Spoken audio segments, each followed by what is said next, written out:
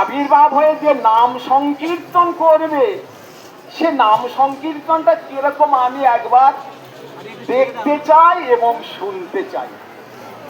তখন মর্যাদা পুরুষোত্তম রাম বলল, সীতে তুমি চক্ষু দুটো বন্ধ করো। যখন বন্ধ করছে, দেখছে যে মহাপ্রভু ভক্ত গোষ্ঠীর সঙ্গে কি নিত্য কীর্তন করছে। হরিবল হরিবল হরিবল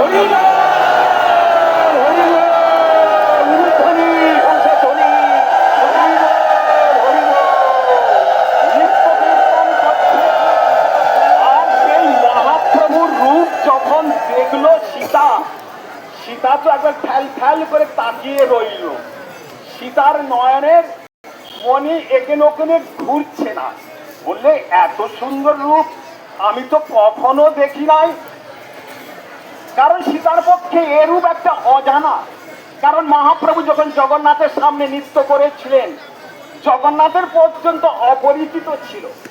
কেননা রসরাজ মহাভাব আজ দুটি একই হয়েছে। মহাপ্রভু রসরাজ কৃষ্ণ, মহাভাব শিরোমণি বিশ্বভানু রাজনন্দিনী। ভাগ্যবান রামানন্দ এই রূপ দর্শন করেছিলেন, এবং যে রামানন্দ যে বিশকা সখী ছিলেন, সে পর্যন্ত এর রূপ থেকে এত আনন্দে মোহিত হয়ে গেলেন, সে পর্যন্ত মূর্ছিত হয়ে গেছে। তো সীতা এতে আশ্চর্য হবে, এতে বিষয় কিছু অন্য কিছু কথা নয়।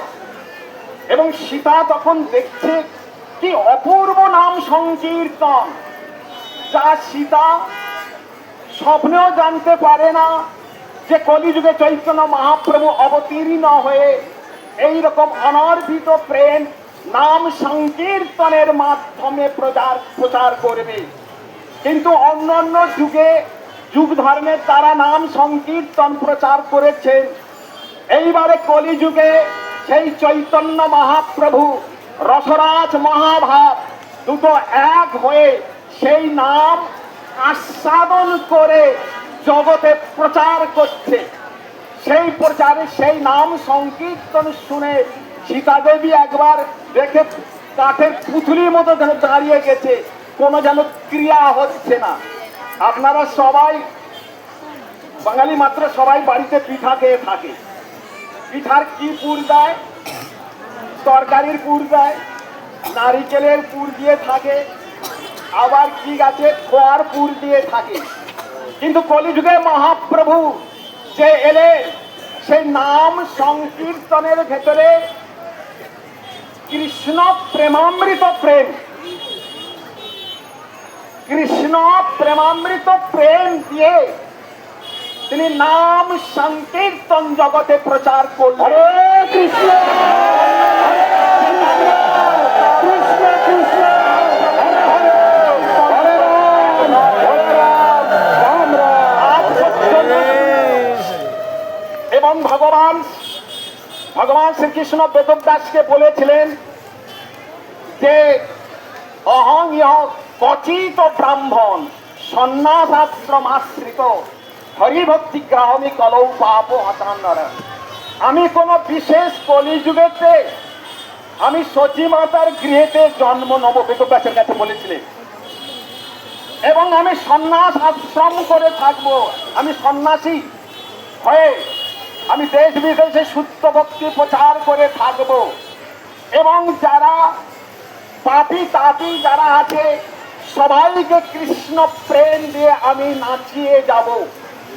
আজ সেই নাম সংকীর্তন এবং মহাপ্রভুর রূপ যখন সীতা দেখছে, তখন সীতা যখন রামের দিকে এরকম তাকিয়ে দেখছে, তখন রাম হাসতে হাসতে সীতা দেবীর কাছে গিয়ে হাত দুটো বলল, এত সুন্দর রূপ তো আমি তো দেখি নাই। আজ মহাপ্রভু সন্ন্যাস কেন নিল?